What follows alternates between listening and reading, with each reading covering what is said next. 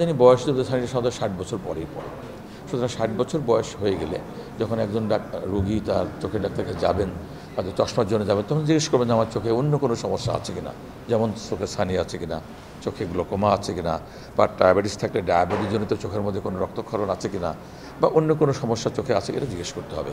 কারণ স্ক্রিনিংয়ের জন্য 60 বছরের পরে সাধারণত করা হয়ে থাকে। আবার যাদের দেখা যায় বাবা মার ছানি পড়েছে অল্প বয়সে, তাদের কিন্তু অল্প বয়সে ছানি পড়তে পারে, তাদের একটু আগে থেকে স্ক্রিনিংটা করা উচিত। সত্যি কথা বলতে গেলে যখন 40 বছর বয়স হয় তখনই রোগীদের ডাক্তারের কাছে যে প্রশ্ন করা উচিত যে আমার চোখের চালসে বা চশমা ছাড়া আর কোনো সমস্যা আছে কিনা। কারণ গ্লুকোমা যে রোগটার কথা আমরা বললাম, এই রোগটা কিন্তু 40 বছর বয়সে সাধারণত শুরু হয়। সুতরাং ওই বয়সে যদি ধরা পড়ে তাহলে ওই ব্যক্তি কখনো আর তার অন্ধত্বের দিকে যাবেন না, ডেফিনেটলি উনি ভালো থাকবেন। যদি ছানি থাকে উনি সঠিক পরামর্শ বা সঠিক চিকিৎসার মাধ্যমে সারা জীবন ভালো থাকতে পারবেন। আসলে সঠিক সময়ে যদি সচেতনভাবে চিকিৎসকের কাছে আসা যায়, সঠিক পরামর্শ নেওয়া যায়, সঠিক চিকিৎসাটা দেওয়া হয়, তাহলে ওনার পক্ষে সারা জীবন ভালো থাকা সম্ভব। আপনি জানেন যে সারা বিশ্বে নাম্বার 1 কজ অফ ব্লাইন্ডনেস হলো ক্যাটারাক্ট বা চোখের ছানি। এই চোখের ছানি কেন হয়? মূলত বয়সের কারণে। কিন্তু যদি কারো ডায়াবেটিস থাকে, কারো চোখে আঘাত লেগে থাকে, প্রদাহ থাকে, টিউমার হয়ে থাকে, বা কোনো ওষুধের রিয়াকশান যেমন কর্টিকোস্টেরয়েড উনি অনেক দিন ধরে ব্যবহার করছেন, তাহলে কিন্তু চোখে ছানি পড়তে পারে। ছানিটা কি? চোখের মধ্যে আল্লাহ তাআলা একটা লেন্স আমাদেরকে দিয়েছেন, সেই লেন্সটা আস্তে আস্তে ঘোলা হয়ে যায়। ঘোলা হয়ে গেলে তখন আমরা সামনে একটা পর্দার মতো হয়ে যায়, আর দেখতে পারি না। এটা চোখের ছানি।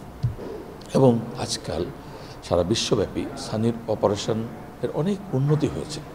মাত্র 10-12 মিনিটে চোখের কোনো ইনজেকশন ছাড়া সামান্য একটু ড্রপ দিয়ে অবশ করে আমরা ফ্যাকো সার্জারি বা লেজার ফ্যাকোর মাধ্যমে এই ছানিটাকে অপসারণ করতে পারি এবং সেখানে একটা সুন্দর একটি কৃত্রিম লেন্স ইমপ্ল্যান্ট করে দিতে পারি। তাহলে পরে একজন রোগী খুব ভালো দেখবেন। কিন্তু কেন সারা দুনিয়াতে এত ব্যাকলগ, কেন এত মানুষ অন্ধ হয়েছে ছানির কারণে? কারণ হলো যত লোকের ছানি হচ্ছে তত লোকের কিন্তু অপারেশন হচ্ছে না। যেমন ধরুন বাংলাদেশে আমরা বছরে প্রায় 2 লক্ষ লোকের ছানি অপারেশন করি, কিন্তু অ্যাট দ্য সেম টাইম আবার 2 লক্ষ লোক কিন্তু ছানি তৈরি হচ্ছে প্রতি বছর। তাহলে কিন্তু ব্যাকলগ প্রায় 4-5 লাখ লোকের ব্যাকলগ থেকেই যাচ্ছে। আমরা কিন্তু এদের অপারেশন করতে পারছি না।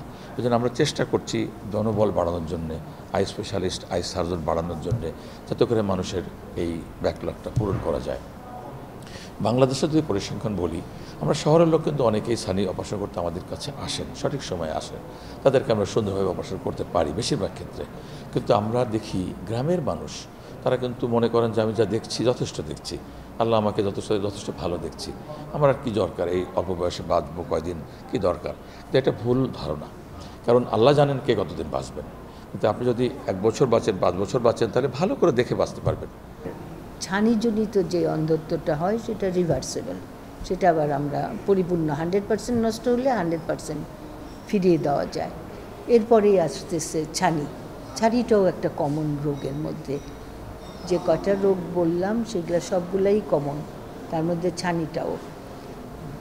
ছানি একদম জন্মগতভাবে ছানি নিয়ে জন্মগ্রহণ করে এরকম আছে। এটা নিয়ে আমরা আলোচনায় আজকে করি নাই, কিন্তু ছানিটা জন্মগ্রহণ করে ছানি নিয়ে, তারপরে পরবর্তীতে আঘাতজনিত কারণে হয়, ওষুধের জন্য হয়, নানান রকম ডিজিজের জন্য ছানি হয়, আবার বয়সজনিত কারণে, যেটা কিনা ন্যাচারাল, সেটা কোনো কারণ না। যে বয়স হচ্ছে, চুল পেকে গেছে, চামড়া কুচকে গেছে, ওই লেন্সটা একদম এটার যেরকম স্বচ্ছ একটা জিনিস দেখা যাচ্ছে, তো এই জিনিসটা যখন অস্বচ্ছ হয়ে যাবে তখনই ছানি।